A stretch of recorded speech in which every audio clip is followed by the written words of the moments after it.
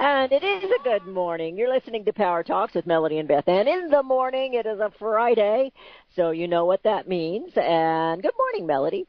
And good morning to you. How are you? I'm doing good. It's not sunny today. It is rainy, so that's kind of a bummer, but we do need the rain, so we will suffer with that. But it's good. Yes. Good. Going into a Friday, got a busy day. As soon as I get off the air with this show and the next one, I got a lot to get done. But other than that, it's good. It's Friday. Yes, it is. It's been a long week. I did a late night show last night, and I'm just pooped today. I did 3 shows yesterday, and it makes it a long day, and particularly when you're up at 3 o'clock in the morning, it makes it an even longer day. Never do that on purpose. I never do that. I am a sleeper. I'm a night owl, so I'll stay up late, but once that head hits the pillow, I'm usually done. But I'm not a morning person. I'm still complaining about waking up in the dark because of daylight savings. I asked my husband last night when we went to bed, I said, is it going to be dark in the morning? He said, yes, probably so. Yes. Anyway, so. Well, this is kind of interesting, and I don't, they're trying to tax the Internet now. And, I mean, there are some things that are taxed already. Yeah. When you buy things on there. But the Republicans, after they spent the whole year trying to cut taxes and regulations, now there's some members of Congress that want to pass an online sales tax. And they actually believe this would be good policy and politics. And it's a large faction of the House of Republicans that are pressing to attach legislation to the spending bill that would let states collect sales tax from remote online retailers. South Dakota Rep. Kristi Noem's legislation, which has 50 co-sponsors, would let some 12,000 jurisdictions conscript out-of-state retailers into collecting sales and use taxes from their customers. There you go. Well, and I don't know how they work all of this, but I know that even on your phone bills you get taxed, and your internet is on your phone bill, so you're already getting taxed to some degree. They just can't get enough. They can't get enough. They want it all. They want it all. But what's interesting is this is a Wall Street Journal, and it talks, and breaks down the online purchases and so forth. And it says online purchases make up less than 10% of all retail sales. I know the younger generation, I say that, my kids, they're not really the younger generation anymore, but I know that they do an awful lot of online shopping. I have bought maybe not even a handful of things online, but I prefer to shop. So when I come up there, we're going to go shop. I prefer to shop. I prefer to look, try it on, get an opinion, and rather than, I hate returning things. I absolutely hate returning things. So ordering online isn't my favorite thing to do. But. Well, no, I just think that less than 10% of all retail sales online is a little number, but I didn't think, considering the amount of, brick and mortar stores that are closing, can't compete, and to me it just sounds like a. I think it's a small number. I can't see that would be true, but maybe it is. But I don't see that it is. That's what my point was. Hey, I know my kids shop online. It's the Wall Street Journal. Come on. They wouldn't give us any phony news, would they? Phony numbers. Well, they might. They might have a different. Maybe they have a different polling system or something. I don't know. But. Perhaps. But I thought that was kind of interesting. But when you come to the beach, you won't shop. You won't be doing any shopping. We're gonna relax. We're going to be on the beach. We might have to go buy new flip-flops or something. New flip-flops. Flip-flops. I know our listeners think we're just absolutely nuts. It's Friday, and it's been It is Friday. It's been a long week. We say that, yet it seems like they go faster. And here we are already past the middle of the month. It's the 16th. Okay. So, it's just I don't know. Anyway, I have some disgusting news, I guess. It's not really news, but this is how bold and brazen and heartless some of these abortionists are. All of the abortionists are. But this abortionist, she tweeted online, and she tweeted about, this is just sick. I mean, it's just sick. She says, I cut unborn babies' cords so they can't scream. So they won't make a noise. Somebody said something about screaming. She goes, well, babies can't scream, right? But that this is what they do. They slit the throat so that, the babies are dead before they, it's so disgusting to me. And these women that keep thinking that abortion is a health issue, and it's not. It's murder. And, I pulled out the articles that I had here a week or two ago where Planned Parenthood, because they've been yelling and screaming that NRA has blood on their hands because of these shootings. Anytime somebody uses a gun, well, they use knives too. Who's selling the knives? But they were screaming NRA had blood on their hands, and any politician that took money from the NRA had blood on their hands.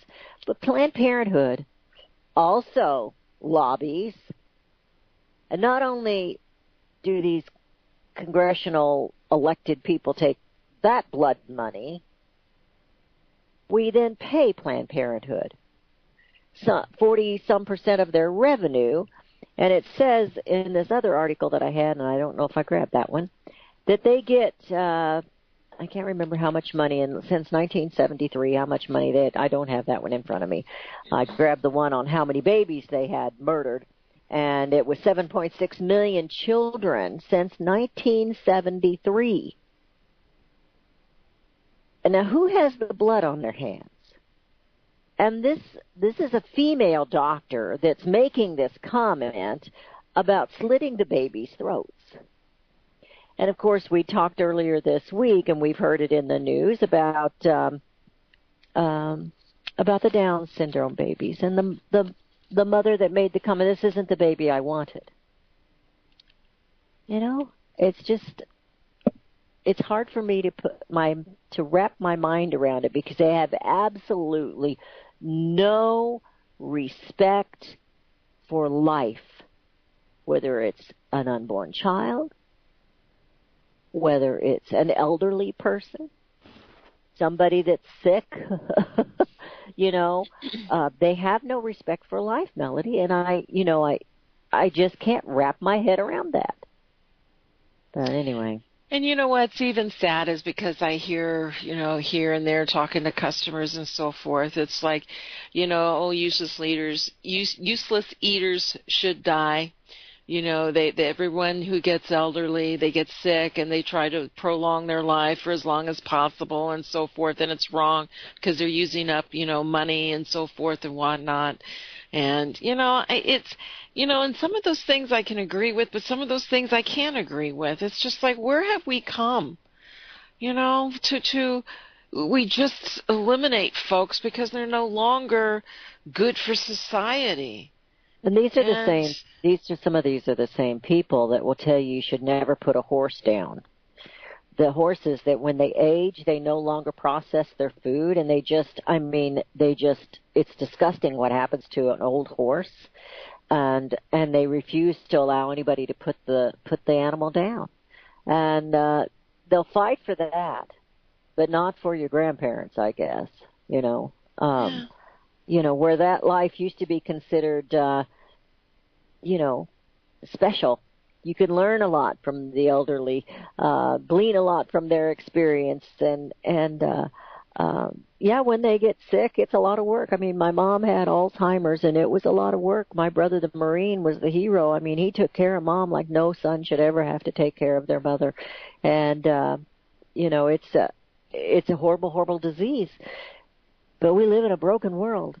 But the elderly and the sick and the weak, God has a special eye on them. He takes care of them, and he wants us to respect that life. And I can't go back and quote the scripture where he gets very upset with those who take advantage of and leave those behind in life. And I don't know. It's just, that they can't Go ahead. I'm sorry. No, I'm that's just repeating myself. No. And we have the baby boomers that are all aging, and you're right. There is a disconnect anymore from the elderly to the youth. And look at the youth today. They go out and strike against something that they really don't understand. They've only been, there's no communication for their grandparents to give them something to think about, to teach them anything different. They've been, not only are the parents taken out of a lot of these of educating their children anymore, but also the grandparents. And there's something to be said about grandparents are wise. They've lived the life. They see things, they experience things, and yet here in the United States, the elderly, the only elderly that really get any respect are veterans. I mean, look how and I'm not saying that in a negative way. I'm saying, that's a positive thing. Japan, look, they respect their elders, because the elders have a wealth of knowledge. Mm-hmm. China, everybody, India, all these huge countries, their elders are put upon a pedestal almost because of the knowledge that they're able to share with the youth, but perhaps and I read an article here a couple of weeks ago, and it was doing that very thing and talking about what benefit it was to the elderly as well as to the youth, that they were putting them together to do things. I remember when I was a kid, lived up in Raytown, Missouri, that we had an older person that lived in the neighborhood, and I would go and visit with her. And it meant a lot to me. And the elderly ladies in church, they're probably what my age now, the elderly ladies at church, and my mother had 2 daughters. There was 5 of us kids, and 2 of us were girls. And when they had the mother and daughter banquets, I got loaned out. Mom, somebody would ask, can I borrow the youngest daughter? And so I usually sat with another person, and I was her daughter for the evening. And I don't know why Mom always loaned me out and not my big sister. But anyway, it used to be that we actually did things together. You sat and you talked, and I'm sure you remember things with your grandparents, and I remember some with my grandmother. And so anyway, it's it's hard for me to wrap my brain around the fact that people don't have respect for life. Yeah. Of any kind, unborn or elderly. I read something here several years ago where somebody like my husband and I, that we were like the horrible people because we no longer have a house full of kids every day, so we really shouldn't have that big house. And of course, we added on after they moved out, and we don't need that big house, and we should let somebody else have that house, and we should go sit in a senior center, I guess, somewhere. Although we're both still working, it's government controlling the population, controlling the elderly, and I don't know. Anyway, the woman that's blatantly, without any apology, we just slit their throats, and then they don't make any noise. It's horrible. Absolutely. I mean, it's just. I didn't get to hold him, but I saw a grandbaby last night. He's 3 months old now, and you just want to hold him and kiss him and squeeze him and pinch him and all kinds of things. But anyway. Well, I have an assistant. You do? Jasmine. I just want to make sure the listeners I just want to make sure they knew it wasn't Carla or me, but she's due any minute. So she went to her doctor's. She worked up to the very end, and oh my goodness. She went to the doctor on Tuesday, I think it was, and they said, "Well, we'll be seeing you in the hospital before your next visit." So we're waiting patiently for the little one to be. And I says, "Well, no babies at the office." Can't have babies. I don't know nothing about birth and no babies. Is that what you're saying? Hear it first on FirstAmendmentRadio.com and FirstAmendmentRadio.net. Gold and silver is tremendously undervalued. Global demand vastly exceeds mine supply by more than 60% annually. There is little in the financial world more certain than a coming explosion in the prices of gold and silver. The U.S. dollar continues to lose value and respect as the world's reserve currency. Our nation faces challenges on many fronts, and a day doesn't pass without another economist bringing forth warnings of impending economic calamity. There has never been a better time than right now to acquire physical gold and silver. Discount Gold and Silver Trading was founded on the principles of truth and honesty. We believe in providing a quality product, quality service, and most importantly, competitive pricing. We provide all forms of precious metals, including American gold, silver, platinum, and rare investment and circulated coins. Silver bars, rounds, and 90% silver bags are on hand for the silver investor. Gold self-directed IRAs are available. Call Discount Gold and Silver Trading at 1-800-375-4188. Toll free, that's 1-800-375-4188. I know you all want answers, and believe me, so do I, and I'll do my best to get them. Have you seen the Left Behind movies? Have you read the Left Behind fictional book series? Not everyone believes Left Behind is true prophecy. Some may even regard as conspiratorial the mainstream re-release of the Left Behind movie with actor Nicolas Cage portraying the main character as an attempt to further reinforce in the minds of all this perception of false prophecy in order to condition the masses for the play about to begin.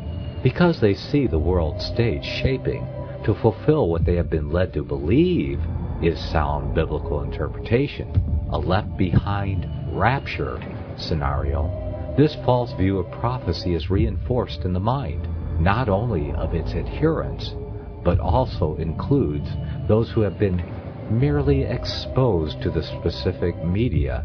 Is it possible that false prophecy can be fulfilled? The rapture theories have always been in dispute. Pre-trib, mid-trib, and post-trib disputes have risen up in exclusively evangelical circles of recent history, so that when true believers don't suddenly disappear, this element will easily go by the wayside when all see a new Jewish temple begin to be built. Will this be part of the great delusion that will come upon the whole earth? It seems that this great prophetic delusion has already overcome practically the entire American evangelical and Christian world. Get the book, The Rapture Will Be Canceled. To learn more, visit crosstheborder.org. That's CROSS, crosstheborder.org. Years ahead of the dominant media, FirstAmendmentRadio.com and FirstAmendmentRadio.net. And we have returned. You're listening to Power Talks with Melody and Beth Ann in the morning. It is Friday, and I have failed. I have failed to say that it is Open Mic Friday. The number to call is 717-300-1218. 717-300-1218. We have Lauren from Ohio. Lauren, how are you today? Good morning. I'm great, ladies. How are you doing? Doing good. Hello? Great to hear from you. Okay, so I want to make sure I had you. Hey, so with regard to the babies, you know how they say the NRA, they have blood on their hands. Oh. Well, the NRA sells arms. The abortion mills sell arms and legs. You know, Planned Parenthood sells arms and legs and eyes and livers. I mean, are you kidding me? Are they seriously going to sit there and say they're concerned about life when they're supporting murder? And it's funny because I look around and there are so many women. I'm 54, so the people that are my age, I have sisters, family members, friends. There are so many of my female friends that never got married, never had children, or aborted their children. Now, the interesting thing is they aborted their children because they were too much trouble. But the mother and father take care of the children when they're young, and the children take care of the mother and father when they're old, like your brother did your mother, like I did my mother. That's what we're supposed to do. So what it is now the old people, they're not old. I mean, you have 120 years according to God, but there's no one to take care of them. So as they hit 50, 60, 70 years old and get into trouble, they don't have there's no support for them. And so they are basically going to be aborted in these hospitals. They have, the computer program, that Watson-Thomas computer that they're going to be running the health care with,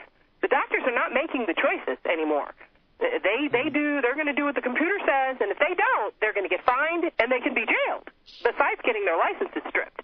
So I hope people understand the respect for life. It's not, you don't get to pick and choose when you're going to respect life. The Bible says don't shed the blood of innocence. It says a whole lot of things about how to live. That's what that book is. So you are correct, ladies. I love to hear you talk about the moral situation of this country, and because that is the foundation by which we can fix this.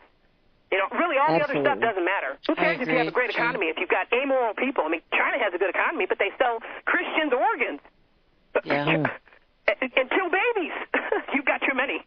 I had a little woman, and I'll tell you, these left libs, wow, are they mean and angry people. They are. In a store. I was talking to this woman, and she said, I was saying, I would have had, I've got 5 children. I said, I would have had more if I could have. She said, well, I'm glad you couldn't have any more. I'm thinking, and she, in dirty denim jeans, looking like a little troll. They always look the same. Dirty little, it's amazing. But, yeah, I really appreciate what you guys are doing. I didn't mean to ramble on, but no, I love it. I love it. You know, Lauren had 5, and I had 5. Now I had all boys. And I'm 10 years, I'm going to tell my age, I'm 10 years older than Lauren. And I probably wasn't as gracious a mother as Lauren has been with her children. But I'll tell you what, the blessings and, even today, because I have this, I love my granddaughters, and I've got some that look, you can tell they're my granddaughters, and that's just so amazing to me because, when I have my boys, everybody says, oh, just like their father. You never get any credit for anything. But I look at these children that are out playing today, and I focus on these little boys, and I get a big kick out of how they play, and I know there's a difference between those boys and there's those girls, how they play, how they interact, what they do, what they say, and I went to volleyball last night. A 10-year-old playing volleyball, and her 7-year-old brother was there, not really watching, but supposed to be watching, and the 3-month-old little brother was there. And, just watching how they interact and how they behave. I just get the biggest kick out of it, Lauren. I guess I'm a child watcher. I like to watch how children behave. Even when they misbehave, you can kind of see what's going on, Well, unlike you, I just love the babies. I love the little children. I love to kiss them and hug them and pinch all those things you were saying. I call them nibble-worthy because those babies, they're nibble-worthy. They're worthy of the nibble. Just to lick on their cheeks. Most of the time, they smell good. Yeah. I got one down in the chicken barn right now. He's going in the shower as soon as he gets up here. Oh, hey, getting back, ladies, you have a beautiful day. Well, Lauren, wait a minute, Lauren. I want to get back to topic about talking about babysitting. Okay, Melanie. You made a comment, about women who abort and don't have children, and there are a lot of them. And I'm one of them. I didn't abort a baby, of course, but I couldn't have children, and so I get what you're saying. And I always thought, I think one of the things that lack, and I understand where the health care and everything is, and what's going to happen to a lot of these women who don't have anyone to take care of them and so forth. I've kind of planned now that I plan now to cover some of my bases, for that to happen. But That's right. But I think one of the things that is truly lacking, and I see it a lot when it comes to hospitals. It doesn't matter whether you have children, whether you have husbands, whether you have, parents, is a patient advocate. I mean, there's no one there when you're in the hospital. Even when you have family around you who talks up. I mean, we've been conditioned just to take whatever is given to us when we're at the hospital instead of asking questions. And it's almost the same thing like I heard when I was watching the news this morning about these airlines, that we're supposed to obey these stewardesses, that we're not supposed to say, hey, this is wrong and this is right, and question things. And it's sit down and comply. Down and comply. And that's kind of where we're at also in our health care. Just sit down, you have no control, but we do. And so people do need to speak up at the hospitals. People do need to say no. You know, it's funny that you mentioned that. When I was pregnant, now I've had two of my children at home, 3 were in hospitals. What happened was I didn't get the third one. I almost had her in the car. And I told them right when I got in the door, give me my epidural. And they were like, oh, no, we have paperwork. And they just wouldn't do it. Finally, they did it. And by the time they pulled the needle out, the baby was coming out. And, of course, the anesthetic hadn't taken effect. And I said, is this all it is? I can do this at home. You know, I don't need to pay a doctor $10,000 to catch his job. And so my husband delivered my second one, and my husband and my 14-year-old daughter delivered my fifth one. My fourth and fifth were at home. But here's the thing. Story. I was a drug rep. My dad was a heart surgeon. I was in hospitals. I worked in his office. What I'm saying to you is the way that things used to be is not how it is anymore. Now, what they've done is to destroy, basically, our medical system, our healthcare system, because the doctors really don't perform the job of doctor. They're basically administrators. They look at their computer. They give what the computer says. I mean, these kids, these young doctors, honey, they just... I'm scared for them. I really am. And for anybody who doesn't do their own research, I do naturopathic health because it works. And I went from drugs, pharmaceutical, drugs, to naturopathic health because naturopathic works versus the drugs, which you just stay on, never get better, use up your money, deplete what minerals you do have left in your body, cause more side effects. And it's like a downhill spiral. But it's like everything, Melody. You saved for your retirement. You got silver. You got gold.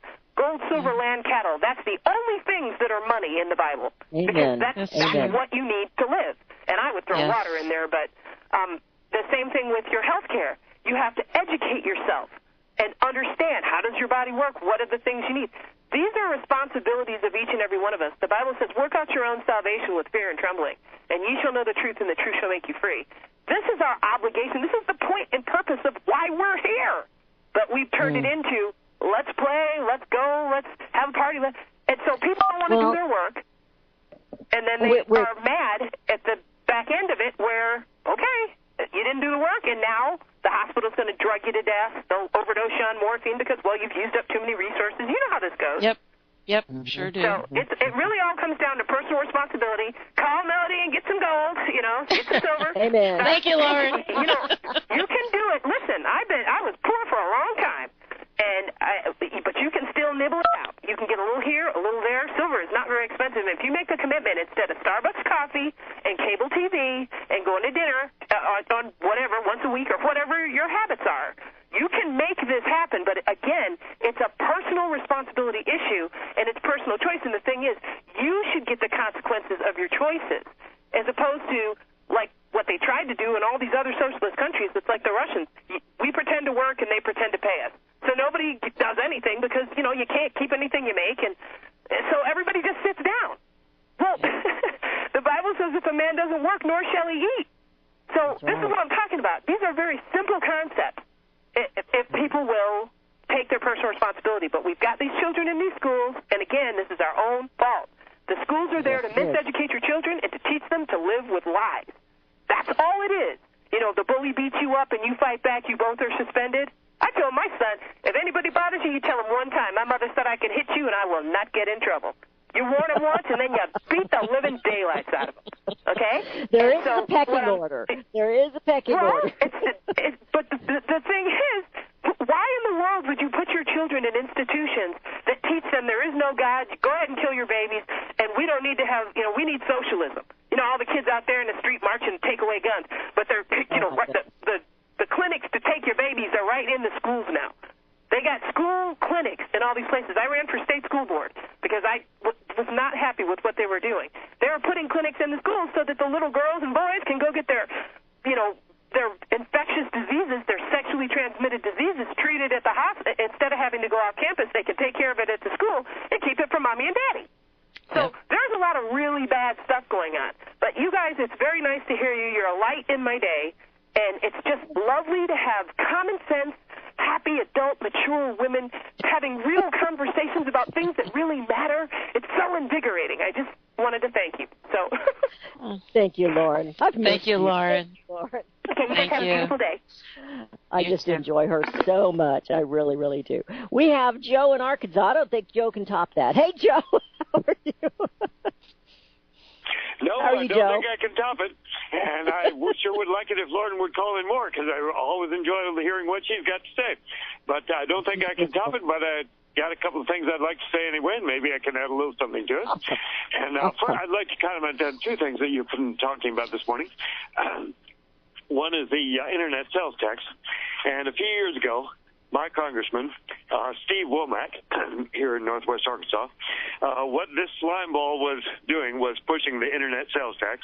And the way he was trying to sell it was he was trying to sell it as something good for your local brick-and-mortar businesses. You know, what he was saying was that since you don't have to pay sales tax when you buy from out of state on the Internet, this is taking business away from your local mom-and-pop brick-and-mortar businesses. Therefore, if we put a tax on Internet sales, that will encourage people to shop at your local brick-and-mortar businesses again, because they won't be able. They'll have to pay the sales tax whether they go local to the local store or on the Internet. So that's how this slimeball was trying to sell the Internet sales tax as a good thing for us. It is, and that's typical of the government. They always.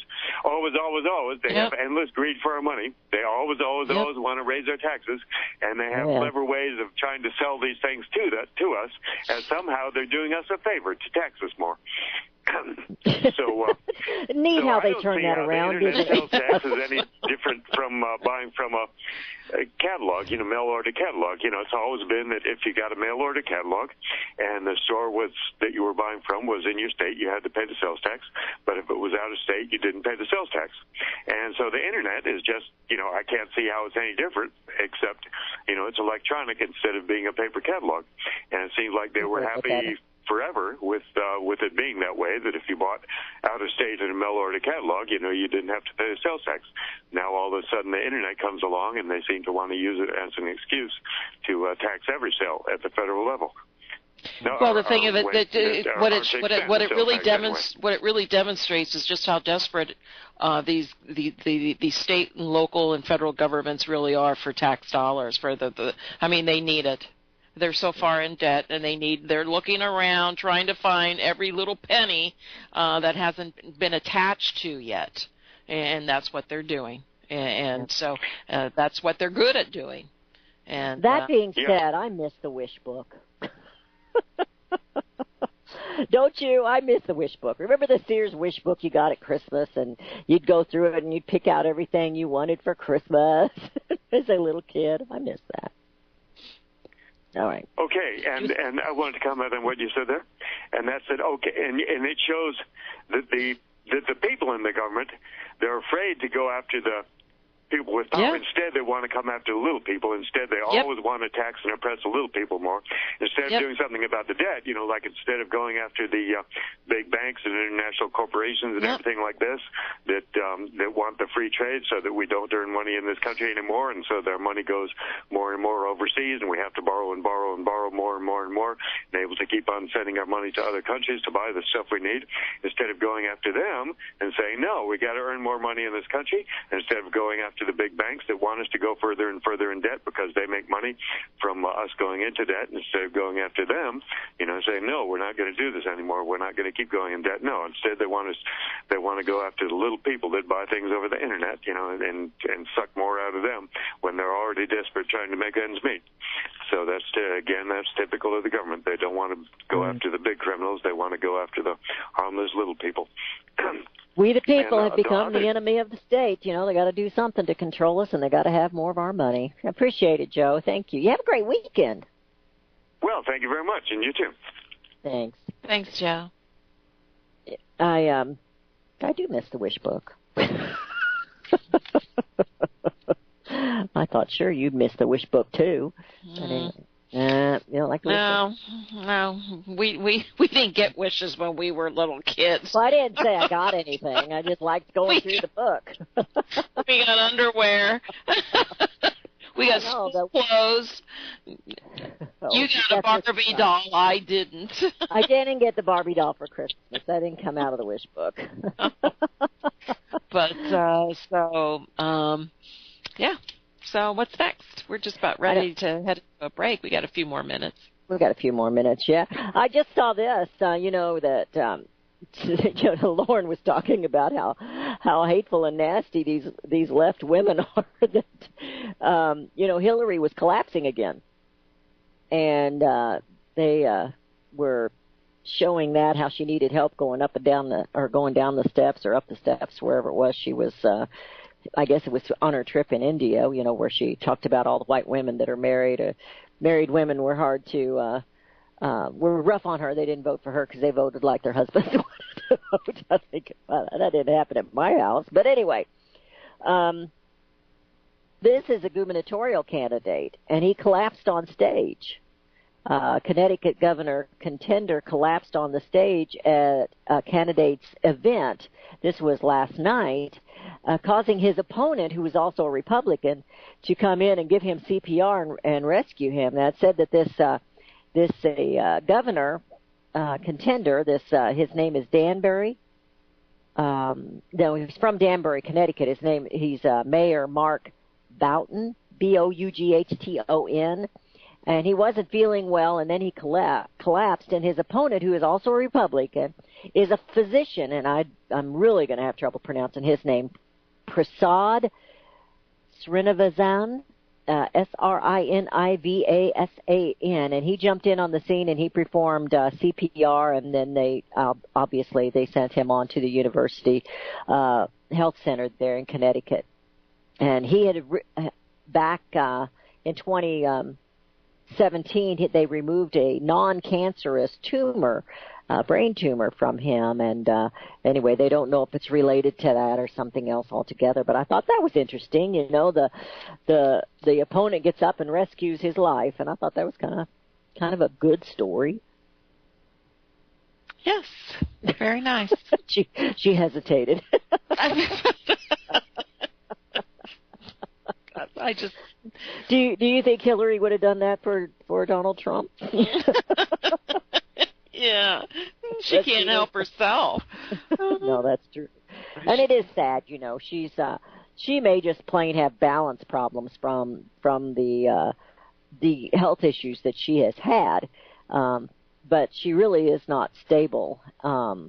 I don't think she's emotionally stable either, but she's really not stable physically, and and that's really kind of sad. But she.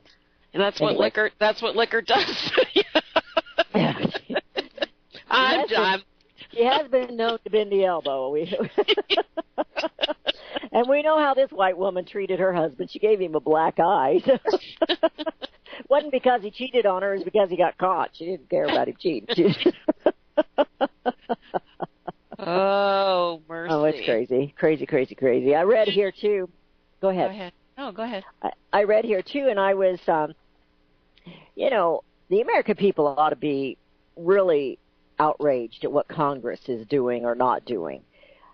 But it says there's a historic backlog of 189 Trump nominees, and that may be the worst ever, that they have not yet confirmed. They have not voted on him yet. I mean, he's been in office over a year now, and they've done nothing but obstruct this man.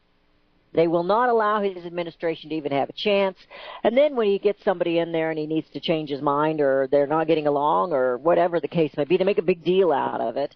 But yet they won't give him, these nominees. It's just, I think the American people ought to really be upset about it. It's just amazing to me that they sit up there and do nothing but, I can't say the word I was going to say, complain. And, their blabber, their mouth, that they just go on and on and on. And yet, you know what? We still don't know where that $15 million is, do we? No, we don't. Don't get me started. But this just popped up. Do we have enough time, or are we going into a break here soon? We got a couple minutes. Well, Oprah Winfrey has said repeatedly she will not run for president unless she gets a clear sign from God. Did he talk to her? She got a letter. From God? Wow. I don't know. It's just popping up. I guess the person who signed it, his name is Jesus Christ of North Waterboro. Maine. And he wrote a letter to Oprah. So now she's considering running for president. Oh, for Pete's sakes.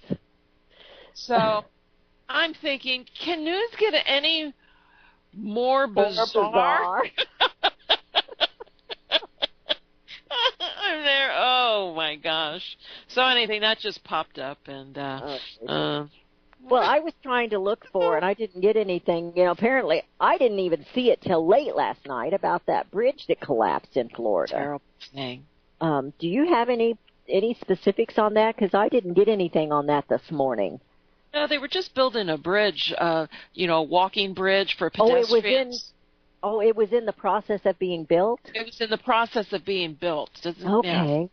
Yeah. And supposedly there were some wires that were loose that was holding this pedestrian walkway, and I guess they didn't screw it, and it collapsed while people were at a red light.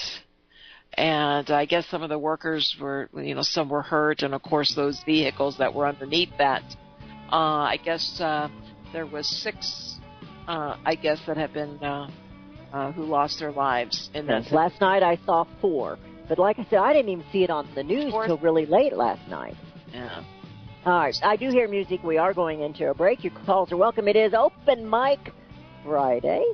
717-300-1218 is the number to call. That's 717-300-1218. And Melody and Beth Ann, we'll be right back. Hear it first on FirstAmendmentRadio.com and FirstAmendmentRadio.net. Since the beginning of time, kings have sought it, nations have fought for it. It has been traded, it has been borrowed, it has been purchased, it has been stolen. There's a reason for it. To secure the blessings of liberty to ourselves and to our posterity. Invest with the security of gold and silver. Call Discount Gold and Silver Trading at 1-800-375-4188 or visit discountgoldandsilvertrading.net. Listen to Financial Survival with your host Melody Cedarstrom right here on FirstAmendmentRadio.com at 4 p.m. Eastern or 1 p.m. Pacific Time. Visit discountgoldandsilvertrading.net or call Discount Gold and Silver Trading at 1-800-375-4188. Toll free 1-800-375-4188.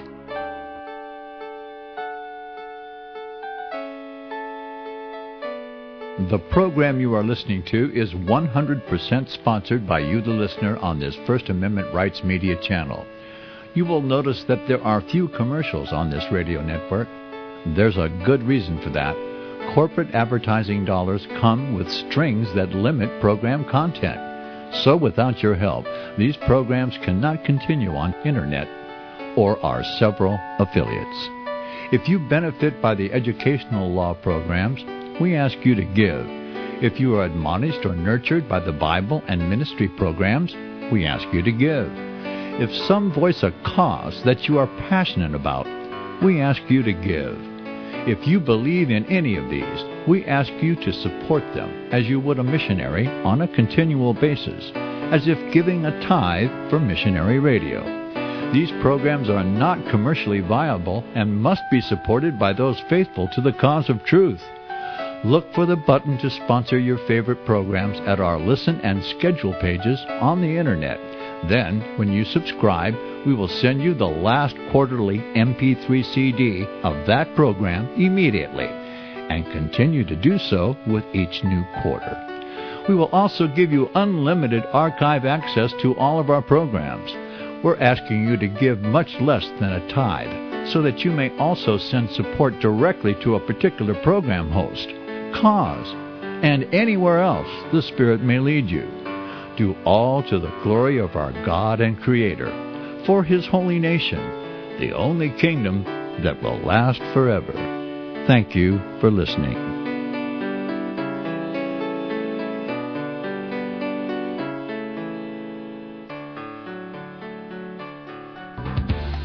Hear it first on FirstAmendmentRadio.com and FirstAmendmentRadio.net. And we have returned to listening to Power Talks with Melody and Beth in the morning, and it is Friday, and it is Open Mic Friday. We're in the final segment of today's show, 717-300-1218. That's 717-300-1218. Melody, what were you getting ready to say about tomorrow? Well, tomorrow is St. Patrick's Day. Nothing? Oh. Are you Irish? Do you have a little Irish in your... I do have a touch of the Irish. I do too. A touch of the Irish. Not much, but a little bit. I have a little. My grandfather had some Irish in him, and he had the red hair. But tomorrow is St. Patrick's Day. Really don't have anything to say about it. You know, people go out and get drunk. It's not about a celebration of the Irish. It's a day to go out and have an excuse to drink and get drunk. Well, the green beer. Well, I'm not going to go out and get drunk, but I am. I'm not going dancing, but I am going to a square dance to watch, and I will. I am the host, so they always have a carry-in dinner type thing, and so I'm going to carry in some cookies that are shamrock cookies if I can get them baked, but mostly my husband's going to have to help with that. Yeah. Well, tomorrow is also my family usually has corned beef and cabbage. So we'll usually have that and so forth. But here in Ocean City, Maryland, they just go crazy over St. Patty's Day here. I don't know why, but people come from all over. They have a big parade in the morning, and and then their next stop is to the closest bars. So first spring party. I stay home.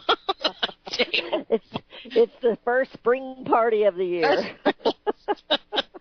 You don't get too many spring breakers because it's not warm enough. They all go down to Florida, But well, I'm an adult, so to speak. But for the adults, you're right. It is the first party of the season is St. Patrick's Day. So I stay home, go to my family, and have corned beef and cabbage. That's what old people do.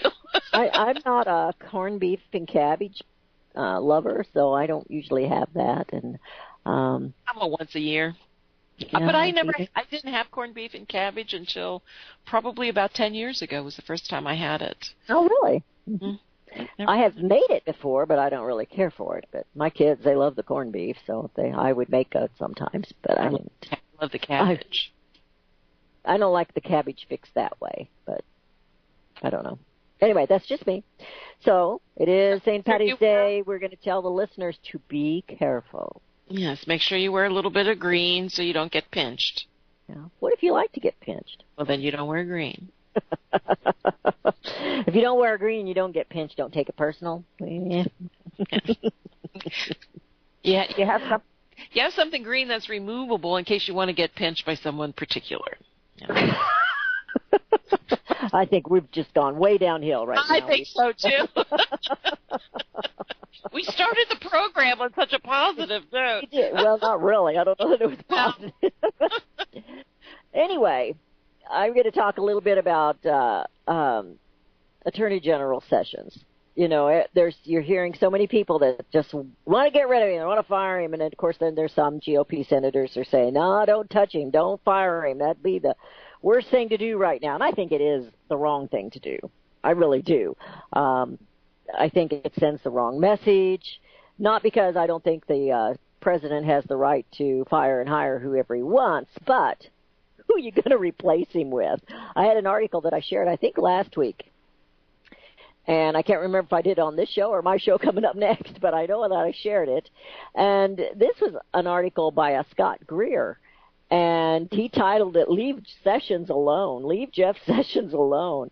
And he was saying, he was looking at all the things that he has done, the positives that have happened under his watch, and then again thinking of who on earth would you replace him with. And of course right now the deputy is Rosenstein, and we know that Rosenstein isn't quite as doesn't have quite the integrity that we believe that Attorney General Sessions has. So anyway, these senators that were talking about that are, who are they? I think it was Graham, which I'm not really a Graham fan, and Grassley. But I do think it's the wrong thing to do. I think we need to give that some time. I think he is doing some things behind the scenes that people don't understand and don't know about. And I'm hoping that he is the silent hero back there that's going to actually get some things done in some areas, but we'll just have to wait and see. There's always, in some of the news programs, and I watch very little of the news programs. I just Get can't. Sick of them? I just can't stomach them. Yeah. They are tough. But I do. We'll tune in a couple minutes and so forth to see where they're heading and so forth, what their main topics are, blah blah blah. And of course, it's all about President Trump and him replacing all of these, positions and so forth. And they think, he's insane for doing this and doing that. And it's just like, I really don't have a problem with him replacing them. I mean, if someone's not doing the job, then you replace them. I mean, it's really as simple as that. And the only issue I have is some of the people that he's using in order to replace them with. No, I think he has every right, and to find those that are willing to work with him, as long as I don't consider him, him going rogue in any fashion of the matter, and that's what they're trying to say, that he's going rogue, and and I that's just nuts, it's just crazy, and so I think he has every right, and to some degree, I'm encouraged by him doing what he's doing. I just have a problem with the ones that he's choosing. And we don't know how long they'll be there. He may find out, no, this isn't the right fit either. But, I read something, and I read it quickly, and I didn't read it in depth, that those who worked for Tillerson didn't really like him, that he wasn't good to work for, and it said some of them would sit in their cars and cry. Well, so I don't know. I can't imagine anybody in those positions sitting in their car and crying. I mean, might be some intern or something that got scolded. Who knows? Oh, good grief. Oh, anyway. But anyway, I mean, you could. I wouldn't want to be blasted by Trump either. That he would scare me. Him, I might sit in a car and cry, but no, I don't see any issues with him doing what he's doing. I never watched his reality show, The Apprentice. I never watched that. I just couldn't stand it. I didn't care for that kind of stuff. I don't watch any reality shows. I used to watch Dancing with the Stars. Now I'm just way too busy, and I don't get to watch that either. But I kind of anyway. So I don't know, but. I read that and I thought, oh my goodness, what else will come out? But anyway. So we'll have to see how it turns out. And yeah, I'm not a fan of Larry Kudlow. I do believe he's establishment. He is, he's exactly everything that, we talk about and is not good for this country. He's Wall Street, he's DC, and he's not for the American people. So, yeah, I have a problem with Larry Kudlow. I'm not sure where that was heading. Pompeo, we know things about him, his views of Iran. I mean, most of us didn't agree with the deal with Iran to begin with. The billions of dollars that were given to them should never. Or how it was done. How it was done. We're never going to get those billions of dollars back. And And I want to remind everyone, as wrong as he was in his actions, speaking of President Barack Obama, with the Iran deal, Congress actually handed it to him. Yeah. They actually, so you need to hold them responsible as true. Much or more so You're absolutely correct. Than President Barack Obama. And but Larry Kudlow is my biggest negative, biggest negative at this point in time so far. So far. But I agree. I think Sessions is probably doing a lot of good job. I saw a headline that there's commentary out there. I'm not even exactly sure where it's coming from, that they think Mueller is working with Trump to get the Clintons, to get Hillary. I would like to believe that's true, but I don't think so. I don't think that's true. I just don't think so, but who knows? In this crazy, wacky world we live in. Well, we know, when I was reminded by one of my affiliates on CSE Talk Radio, I was reminded that when the Clinton investigation was going on, over Whitewater, all of a sudden we were looking at all these women. Right. It switched. So, yeah, Mueller's supposed to be checking out one thing, and now all of a sudden we're seeing other things come out that really didn't have anything to do with what he was actually supposed to be doing. I hear music. We are out of time for today, and we are out of time for the week. And Melody, I hope you have a wonderful weekend. Try to rest a little bit. Don't party too hard tomorrow. No. But wear your drink unless you don't want to. And we will see all of you on Monday. All righty.